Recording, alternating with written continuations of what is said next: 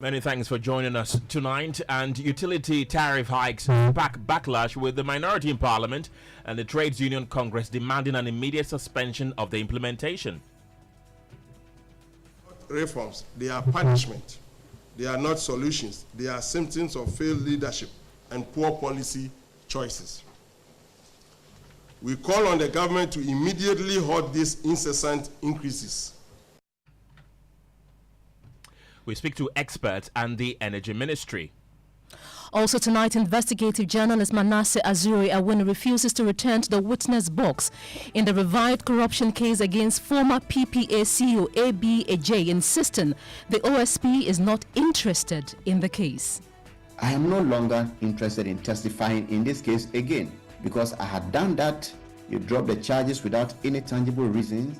You filed again, there's no single new charge or particulars of offense. Rather, a strong charge has been dropped. Also tonight, there's growing frustration in Mankessim over Parliament's delay in ratifying the Ewoyaa Lithium Lease as residents threaten massive demonstrations.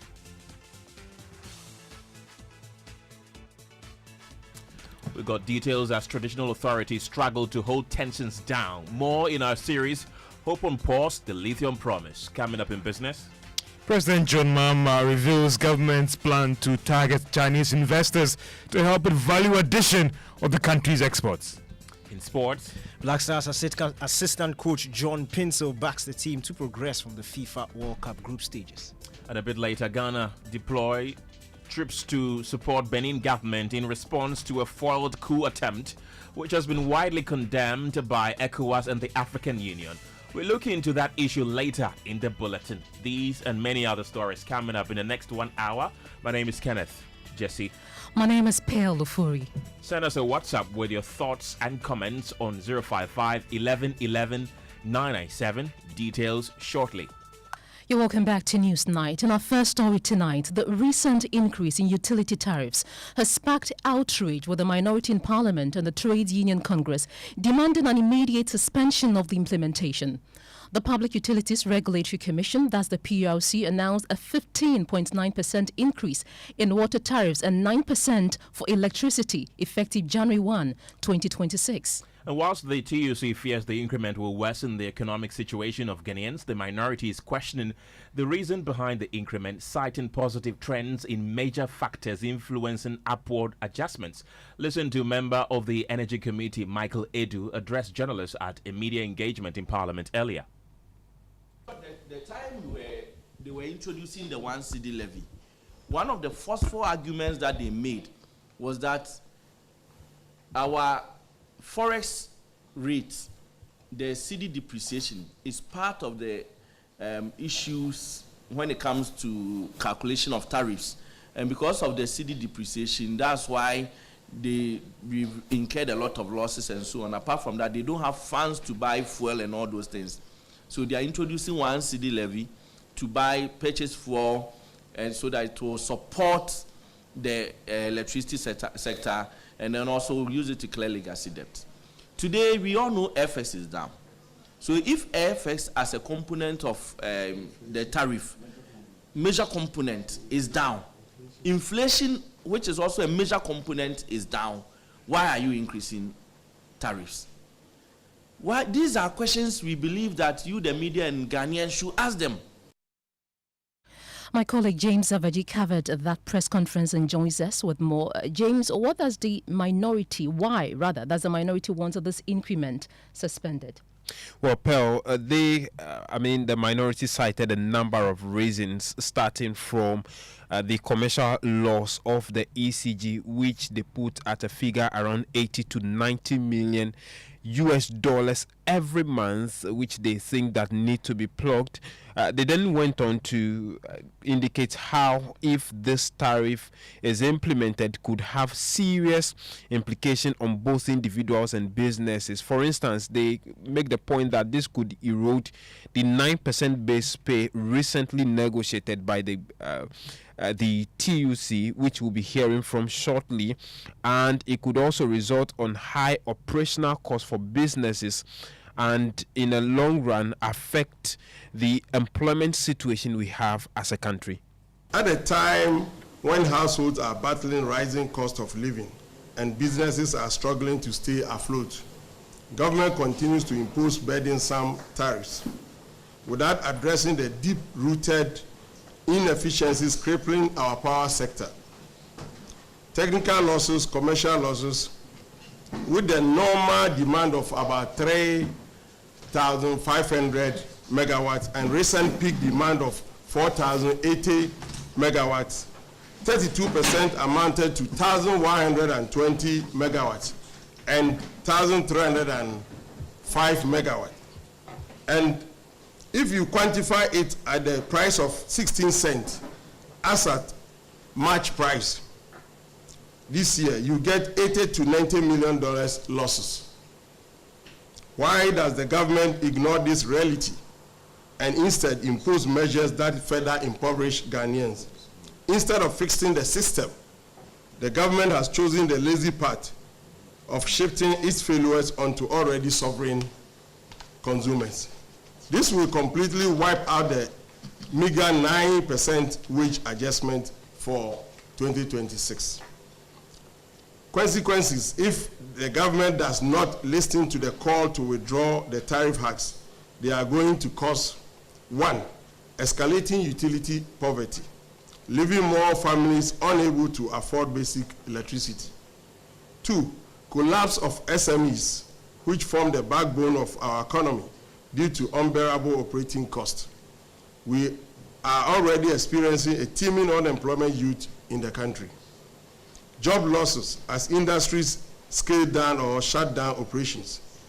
4, reduced productivity and competitiveness, further weakening the economy. And then 5, heightened social and economic hardship, deepens the suffering of workers and households. So, James, how do they intend to get the government to back down on its decision? Well, Paul, there are a number of measures available to them, which could include that they would hold the PURC to Parliament to come and answer questions.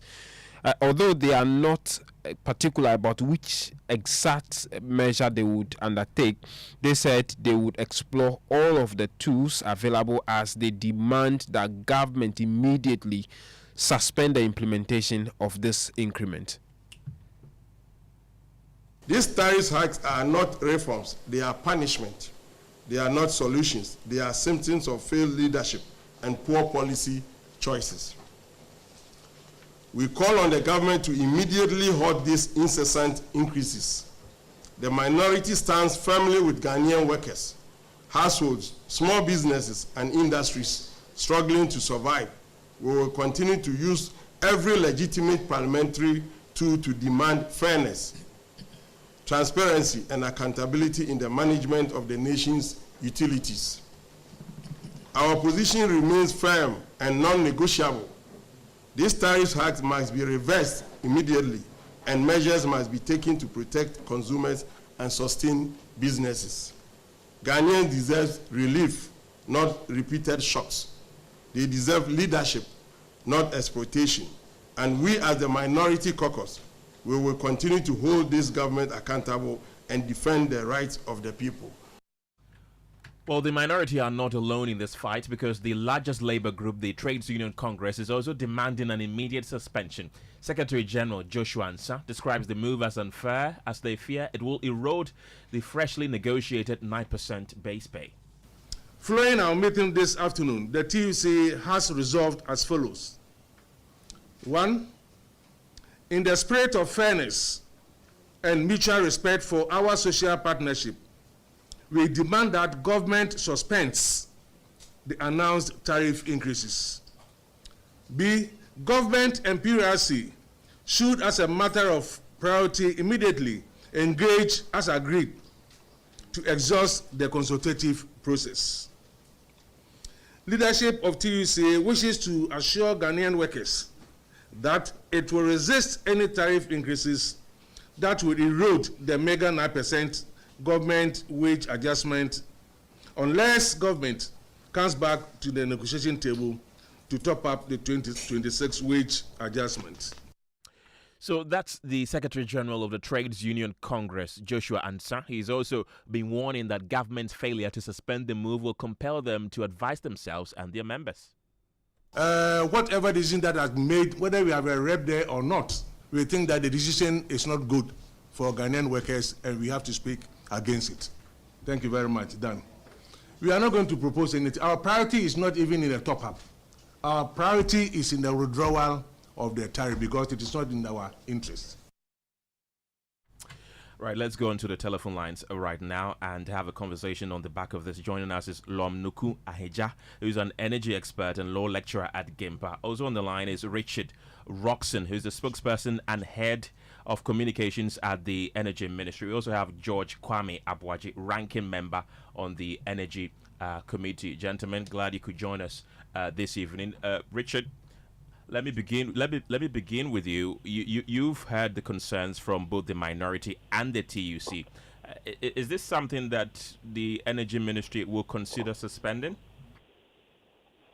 Let me say good evening to you. Good evening to my little friend Lom. And good evening to Honorable George as well. First, let me try and segregate the issues into two so that we can have some clarity. I will start with the press conference of the minority. If I heard Honorable right, one of the fundamental points he makes is that this decision is as a result of failed leadership and poor policy choices. And I find that very interesting. In the first place, this increment is what we call MITO. This is a major tariff review. This is done every 3 to 5 years. The last time that this was done was in 2022, to be specific, September 2022. And the increment was 27%, over 27%. By the PURC. This time, the PURC says that it's doing about 9%, and it's given cogent reasons for this increase. If you look at why you see a major tariff review, a major tariff review addresses the capital and the investment needs of facilities. You're looking at large-scale infrastructure development, you're looking at expansion, you're looking at the capital expenditure, and then the investment, the asset base. Those are the factors that go into a review of major tariff, which is done every 2 years. The next one will be 2030. Okay. And so for government, one, the PURC's decisions or the engagement we followed, they engaged a lot of stakeholders. I'm sure Honorable will confirm that they were before the Energy Committee of Parliament. They were on several platforms. They engaged TUC as well. And so they had a comprehensive consultative process. On leadership and policy process, this administration inherited a very difficult energy sector, precisely the power sector. We met a debt of about $1.7 billion to IPPs alone. Cost to ECB when it comes to utilities, you're looking at about over 80 billion Ghana cedi. Okay. Beyond that, you had a number of debts owed. You had suppliers that had not been paid. As we speak, every now and then, ECB will tell you that you have suppliers coming to them because the government owes. What this administration has done is to engage in what I describe as structural reforms to deal with some of the challenges that we met. Today, that 80 billion that we met is around 60 billion. That decision is a result of leadership. Today, the cash waterfall mechanism, which was recording a revenue of 900 million, today declares a revenue of averagely 1.6, 1.7 billion Ghana cedis. And that money goes straight to the utilities. You know what we saw in the past where you had the management and the declaring revenues that come in because the revenues are used for other purposes that are not fruitful. Today, you have ECG that for 3 years has spent averagely about 9 billion each year when they had a budget of about 2 billion. So you're looking about a budget of about 30 billion. A budget of about 6 billion. They had an expenditure of about 30 billion. This year, the current ECG administration has spent just about 1.2 billion on procurement, and they've rather procured material goods that the ECG needs. And so if we are talking about policy reforms, I'm not sure that the best group that will propose or will criticize the administration will be the minority, because their track record is there for everyone to see. Richmond Roxon, thank you very much. That's the spokesperson and head of communications at the Energy Ministry. Let me bring in George Kwame Abuaje in at this point. He's the ranking member on the Energy Committee, and he was at that particular press conference earlier today. George, thank you for your time once again. Your side was part of the committee who were consulted on this, I want to believe. Why didn't you object to this at the consultation stage? Thank you, my brother, and good evening to your listeners. First of all, yes, we were at the stakeholders consultation. My leader also present as Osai. Can you hear me well? Yes, I can hear you very loud and clear. Yeah, thank you. My leader Osai also was present, as well as majority leader also was present. And Osai also informed them that the minority will have this increase. Not that we did not object at that particular moment. We do. And then we thought maybe after the consultation, whatever the findings may be, they will meet, PPA will come and meet the committee to explain to us. Because when we went for the consultation, stakeholders consultation, what they said that we power, ECG, VRA, and other agencies, they are demanding around, I can't remember, but some outrageous percentage in terms of what their side of the tariffs. So we thought that after everything, they will come back and meet us. Fine. We just heard it last week that we have to, they have increased the tax to 9 point something. If I heard my friend, the spokesperson right, this is not the time to play blame game. If we are to play blame game, Ghanaians will suffer. Every Ghanaian knows why we have this on our neck. So please, I'm advising you, don't blame. Let's find solution to the problem. That is what is important. Right, George Kwame Abuaje, thank you very much. That's the ranking member on the Energy Committee. Pearl, who else do we have? We also have energy analyst and law lecturer at the Ghana Institute of Management and Public Administration, Lom Nuku Ahlija. Good evening and thank you for your time on Newsnight. Well, we had government saying that this increment is needed to improve the energy sector. You also have the labor union, that's the TUC, crying over the erosion of their base pay. Now, what do you think should be the most viable option for government right now? Well, first of all, the PRC is an independent commission which has a mandate to determine tariffs based on factors. I think the two previous speakers have alluded to the fact that proposals were made by utilities, stakeholder engagements were done, and at the end of the process, the PRC has decided, based on its consideration of all the various factors that it needs to consider determining the tariff, to come up with what we have today. Now, as you can imagine, it doesn't, whichever tariff that is the PRC determines will affect one side or the other. The main question for us to answer is whether in determining that tariff, the PRC has considered what needs to be considered. And in this case, we are looking at the cost of fuel, we are looking at inflation, we are looking at the exchange rate, we are looking at the requisite investments that the utilities need in order to keep the lights on. The truth is that if tariffs are not part of the conversation in finding viable solutions to the energy sector, it's possible that months or years down the line, we might not have sustainable power. So for me, looking at this question, we should be focusing on what is required to keep the energy sector viable. And what the PRC has done is consistent with their mandate.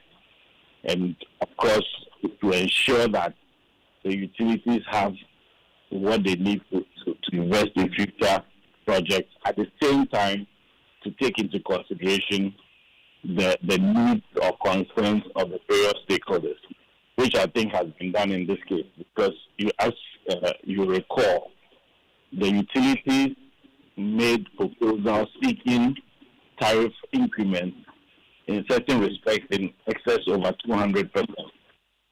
And what the PRC has approved and published, at least for electricity, is a little under 10%. Way below what they requested for. Exactly, which means that PRC's mandate, as they have exercised it, is to balance the various interests, including what the minority is saying, what organized labor is saying, the various groups. And so, at this point in time, to look at it objectively, we have to consider what the PRC has to go through to determine it. Once the call is of government to suspend and so on, that will now also start going to another round of interference with the independence of the PRC. Okay. Of course, you know that the organized and the user array obviously have conditions for the budget for negotiation. But as soon as if you look at everything that has happened in the last couple of months going through that consultation process, the balance which the PRC has been able to strike. Mr. Lom Nuku Ahlija, and he's an energy analyst and a law lecturer at the Ghana Institute of Management and Public Administration. Thank you so much for speaking to us.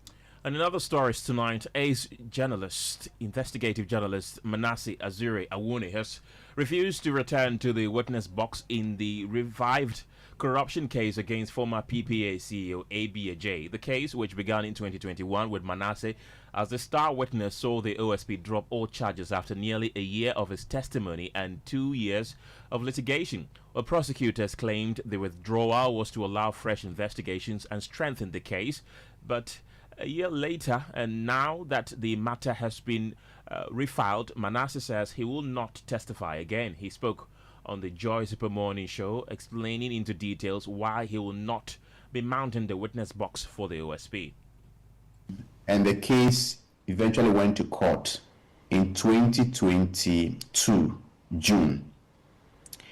In November, I was approached, and then by December, I was in the witness box.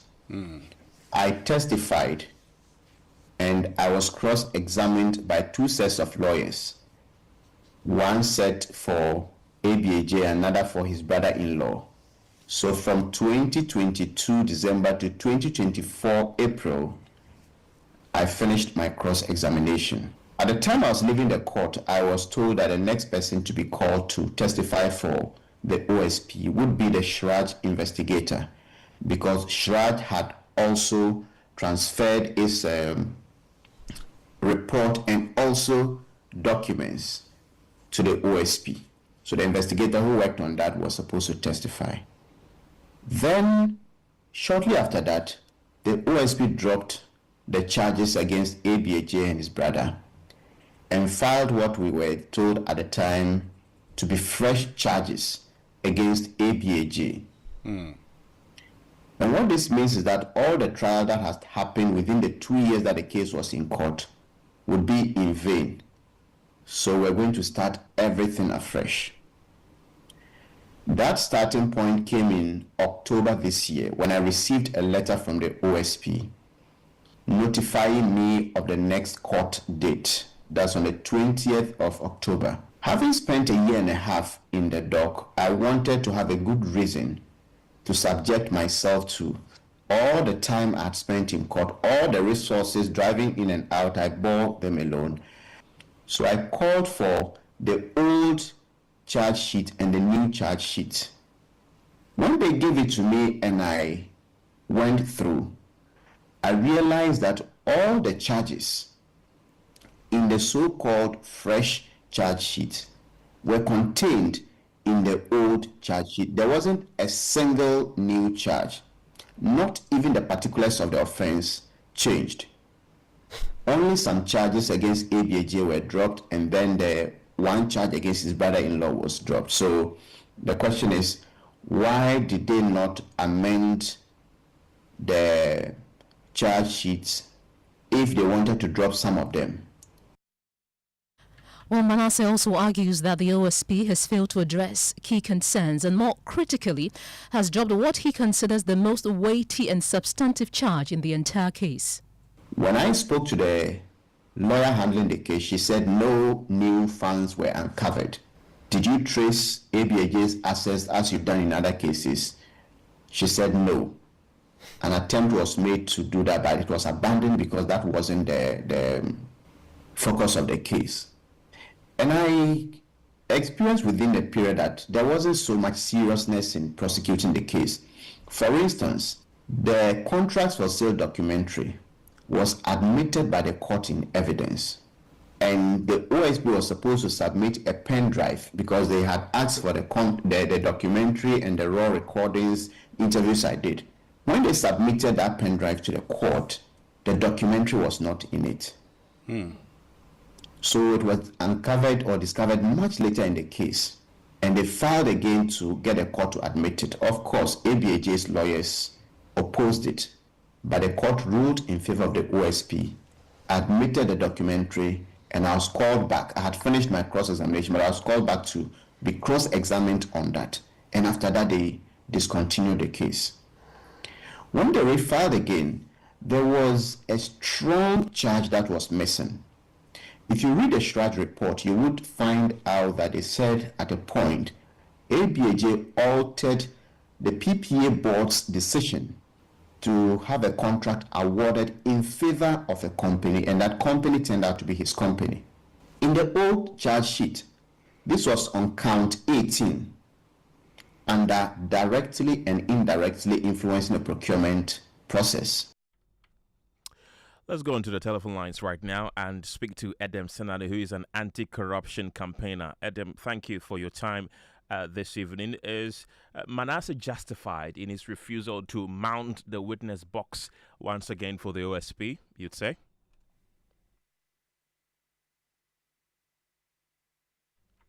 Do we have Edem Senade on the line?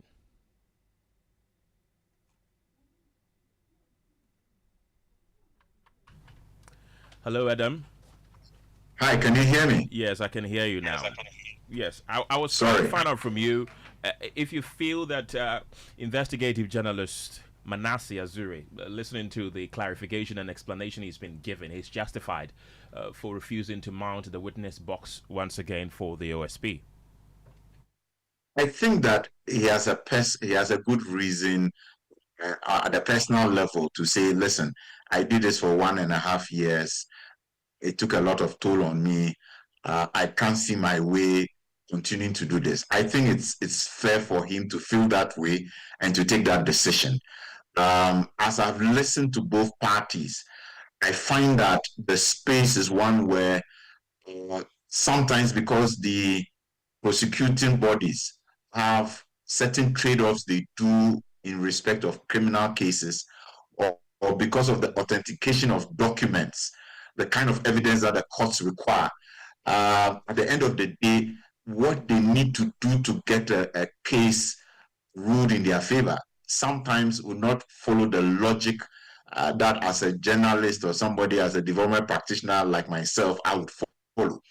And so, especially the A.B. Adjei case, my follow-ups, what it seems to be the case was that the court was demanding authentic documents. So if you have photocopies, that's not acceptable. If you didn't have anything that actually showed that this person wrote it, or it is through a financial transcript of some transfers, they were not willing to take that. And so the case had to be reshaped, I think, from the prosecution end, for them to be sure that they were going to get a ruling. Don't forget, OSP had a lot of cases it lost initially. So it looks like the team there is much more concerned about what do we need to do to make sure we don't go and lose cases.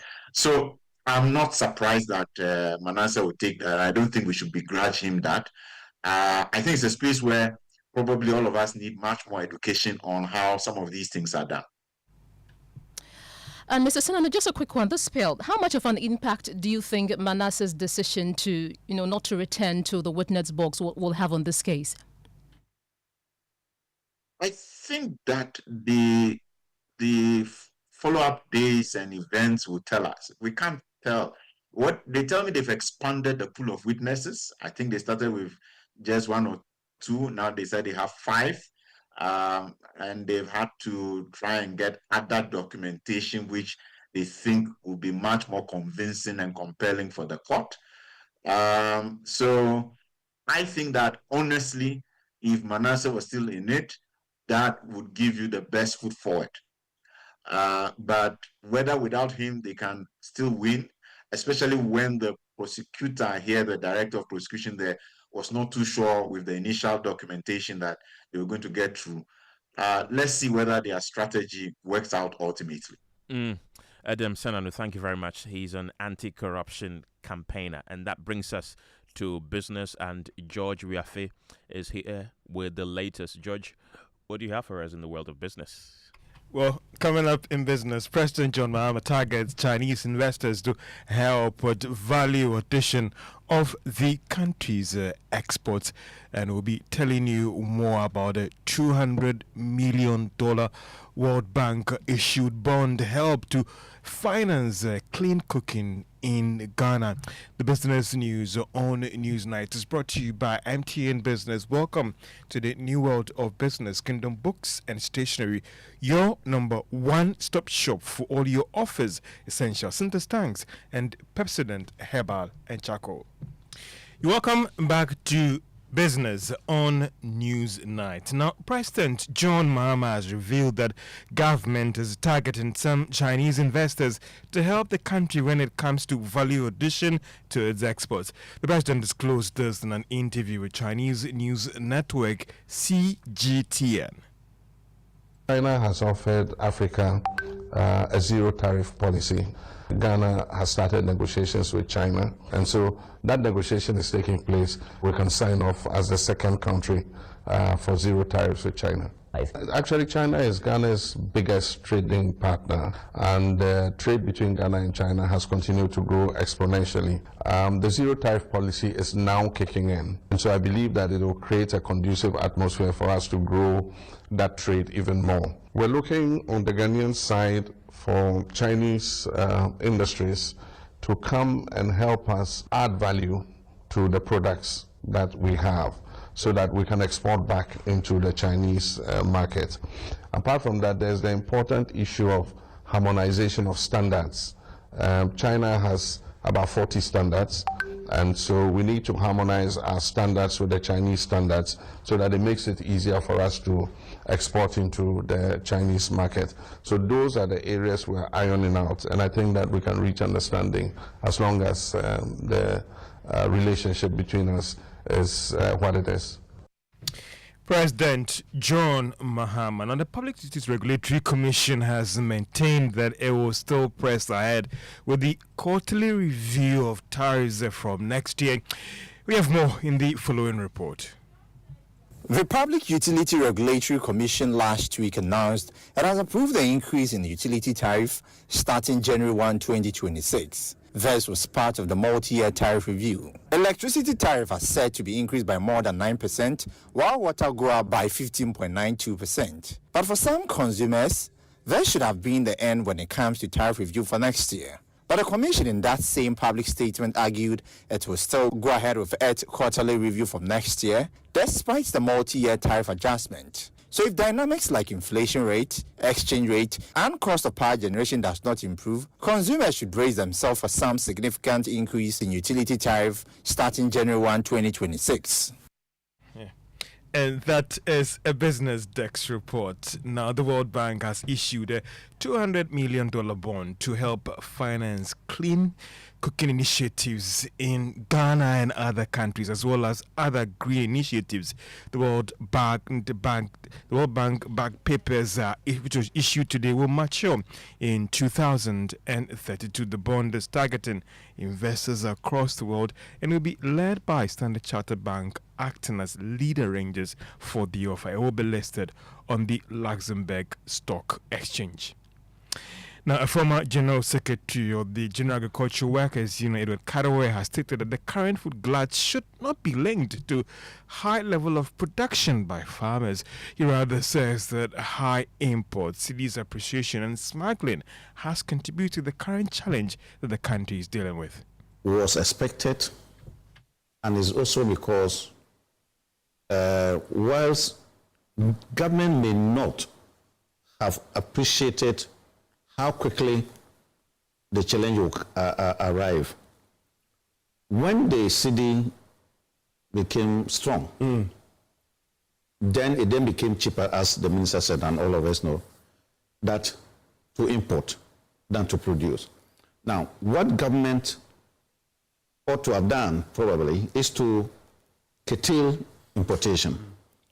But if we still stick to the laissez-faire policy approach, where allowed to continue in the way they want, they would import more, and then that can have a problem with your domestic producers.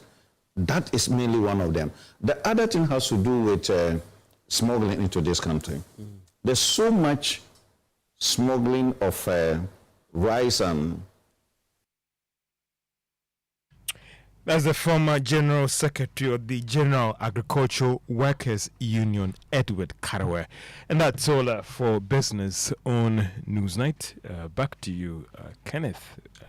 Thank you very much, George, for bringing us the latest in business. It's now time for sports, and Daniel is here with the latest. Dan, what do you have? Yeah, Black Stars assistant coach John Pinsel, he has backed the team to progress from the group stages at the 2026 FIFA World Cup in USA, Canada, and Mexico. Ghana have been drawn in Group L against England, Croatia, and Panama with their opening game against the CONCACAF nation.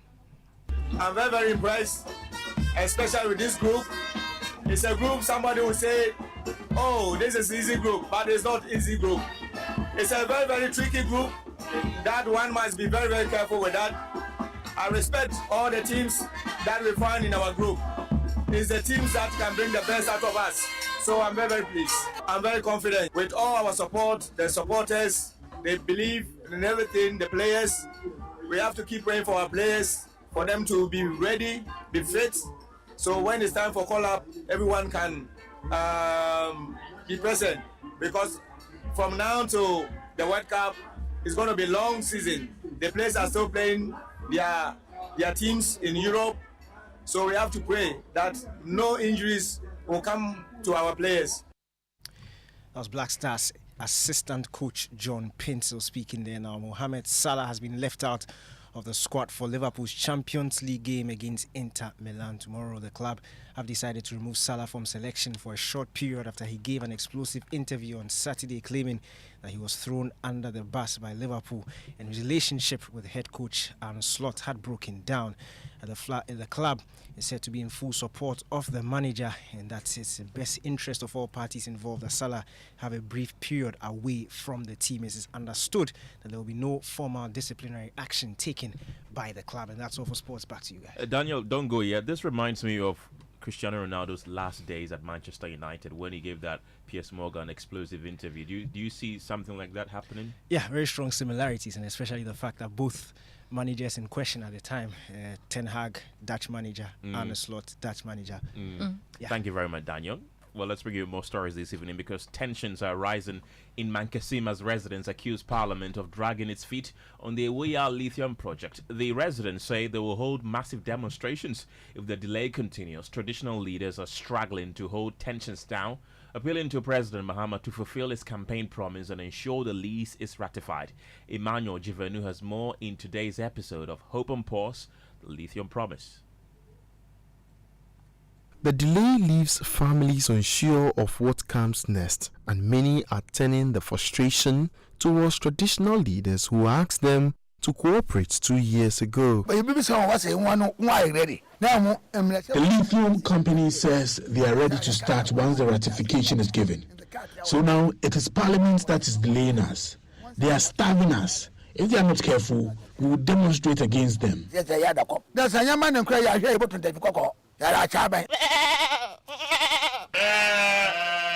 Paramount Chief of the Nkusukum traditional area, Nana Okesi Esando IX, says he is now managing rising agitations almost every week.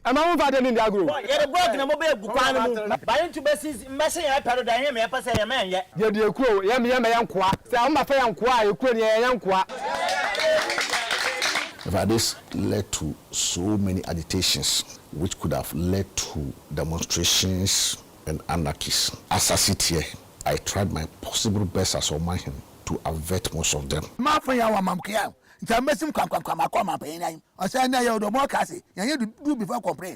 Honestly, if our chiefs allow me, I'll go straight to the president and tell him what we are going through. Do they want all of us to die before they ratify the Lithium Lease?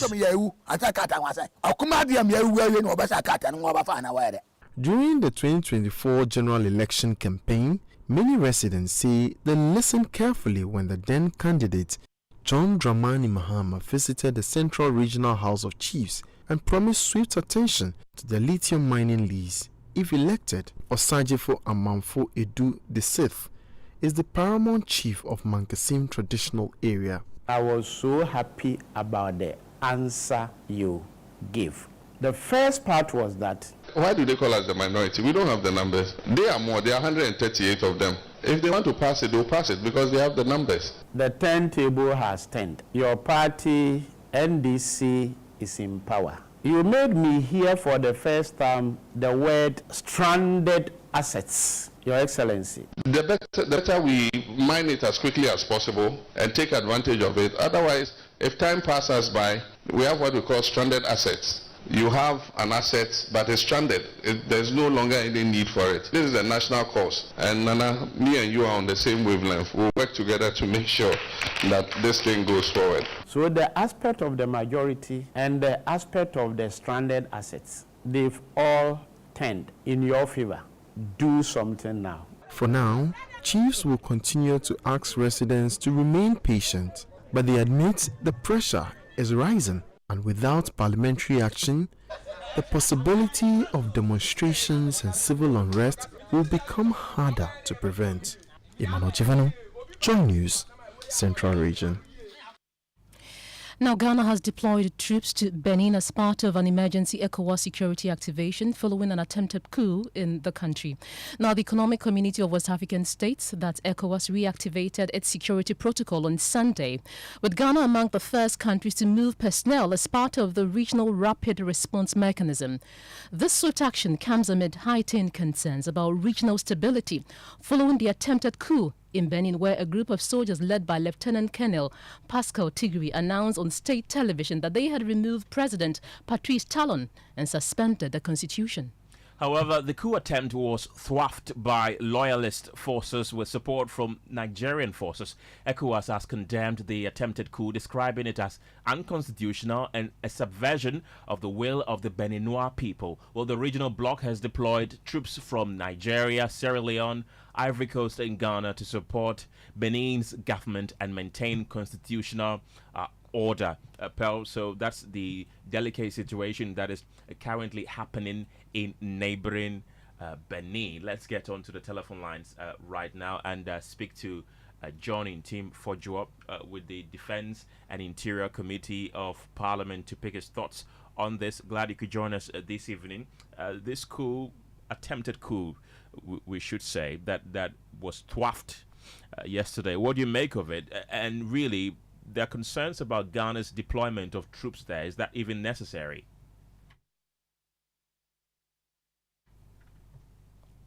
Do we have him on the line? Well, we're still trying to connect with Reverend in Team Fojuo there. But the story is that just yesterday we had indication, Pearl, that there was an attempted coup. Earlier in the day, we saw a group of military officers armed military officers. television. Yes, on national television in Benin, saying that they had taken over the country. But a few hours later, the Interior Minister of Benin came out to say that that is not true, and that we're getting reports that loyalists to the Beninois president thwarted that particular coup, which was foiled. And we understand that there was deployment of troops from Nigeria. Nigeria indicated yesterday that they had sent troops who are monitoring the airspace of Benin. And of course, the Nigerian President Bola Tinubu did indicate that they did that to protect democracy.